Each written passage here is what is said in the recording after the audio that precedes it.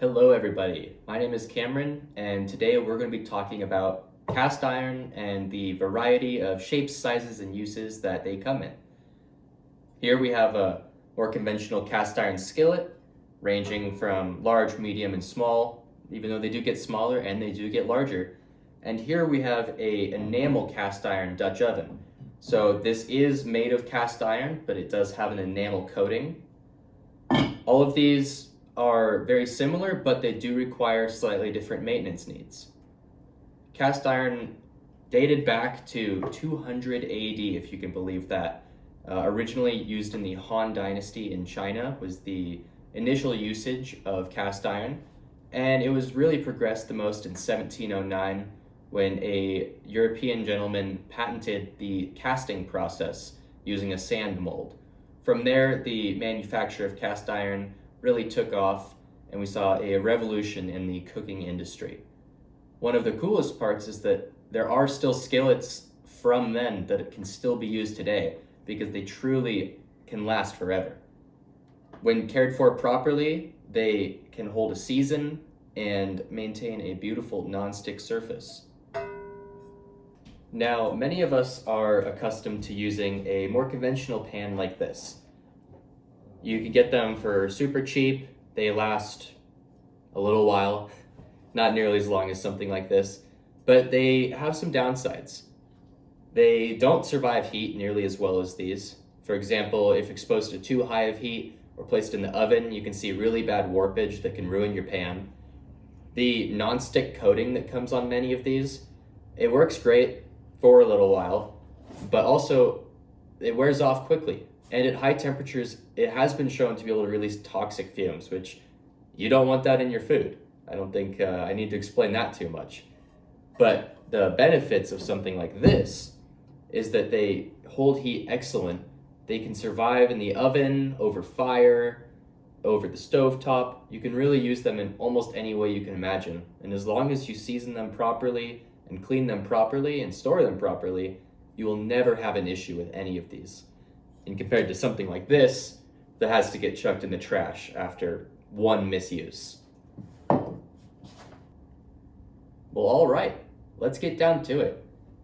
We today will be talking about how to season an unseasoned skillet, how to cook in a skillet, and how to clean a skillet after you've been cooking with it.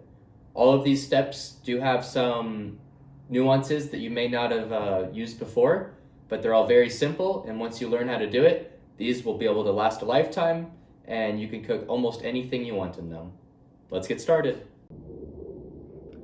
The first step in seasoning a cast iron skillet is going to be to clean it. In this case, I'm starting with a pretty clean skillet, but say you got one from a yard sale that is really rusty, you're going to want to clean all of that off. A great way to do that is to use perhaps steel wool or a Scotch-Brite and a lot of elbow grease and really clean it off.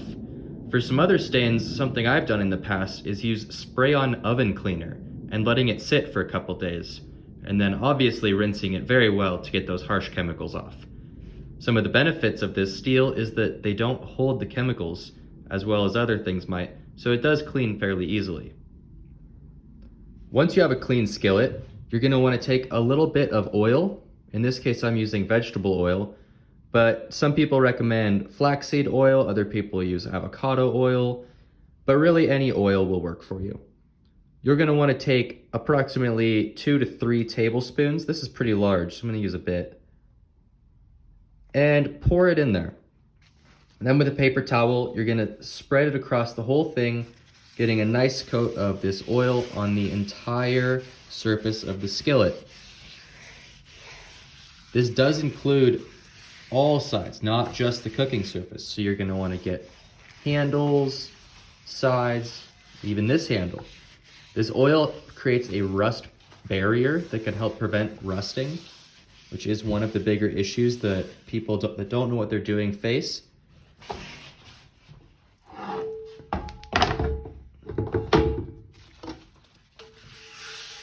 And after we've coated all sides, we're going to take a new paper towel and just wipe some of the excess oil off.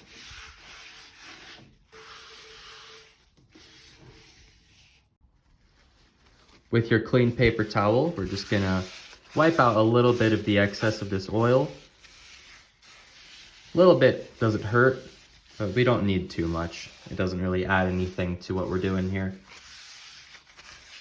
That looks fantastic. You can see it's got a really nice sheen to it from the oil coating the metal surface.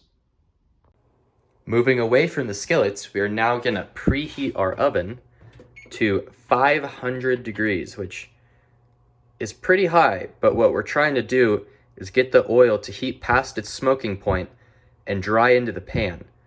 The heat opens up the pores in the metal and allows it to accept the oil deeper into the metal so that it can protect it over its lifetime.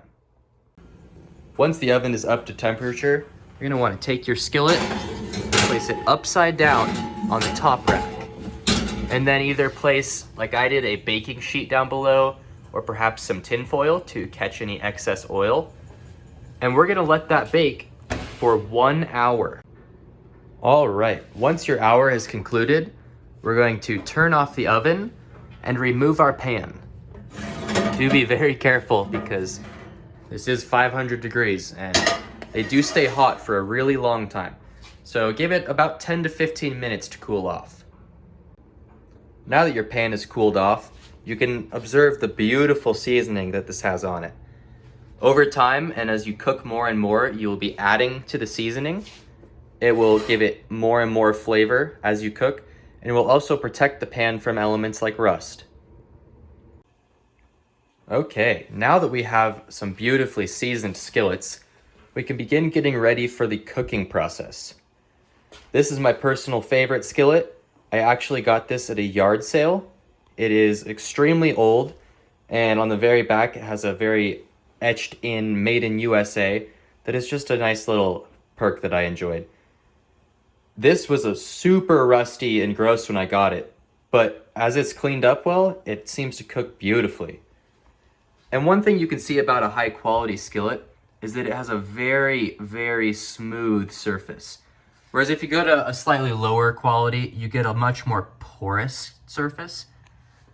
And that smooth surface will just help with the cooking process and help things stick to it a little bit less. But to begin cooking, you're gonna wanna preheat your skillet. What this does is it helps eliminate any cold spots in the pan. And because it is a heavy, thick metal, it does take a little while to heat up.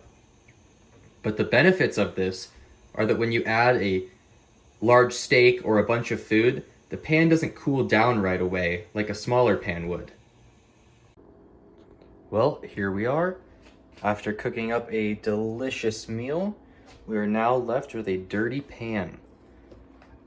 So we're gonna wanna take most of what's left over here and either pour it down the drain or pour it in a grease can, depending on what you cooked. But you're still gonna see that we're left with a little bit. But we're gonna let this pan cool off for a few minutes and then we'll get right back to it. Okay, now that the pan has had an opportunity to cool down just a little bit, it is still hot because the cast iron holds heat for so long. You're gonna wanna bring it over to the sink. And this is the step where you can really go wrong. Soap is the #1 enemy of cast iron because it ruins the seasoning that you work so hard to attain. It breaks it down and then you also get a bit of a soapy flavor. So instead of using any soap, we're gonna use a little bit of kosher salt, just about that much, and a Scotch-Brite with no soap on it. A little bit of water too. The salt is non-abrasive. It doesn't really damage the seasoning, but it can help you get all those food bits out of there. So just give it a good little wipe down. It's bouncing around because I only have one hand, but that's okay. All right, now that we're here, just gonna give it a real quick rinse.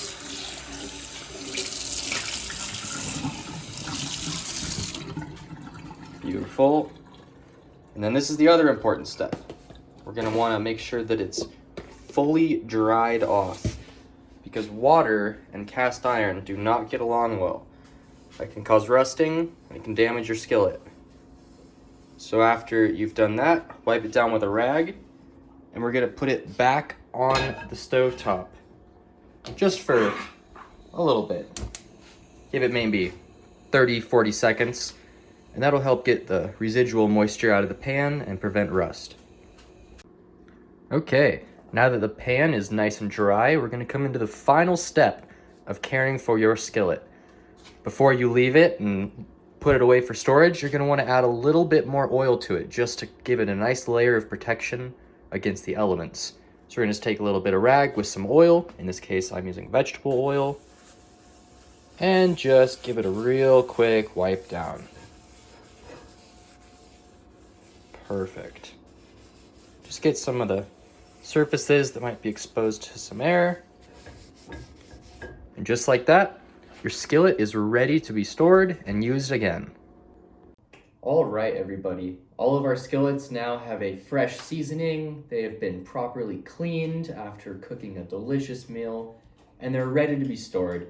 I can't thank you enough for watching, and I hope that you guys will venture into using cast iron yourselves and learn a little bit more about the amazing meals that you can cook in them. Thank you so much. Have a great day.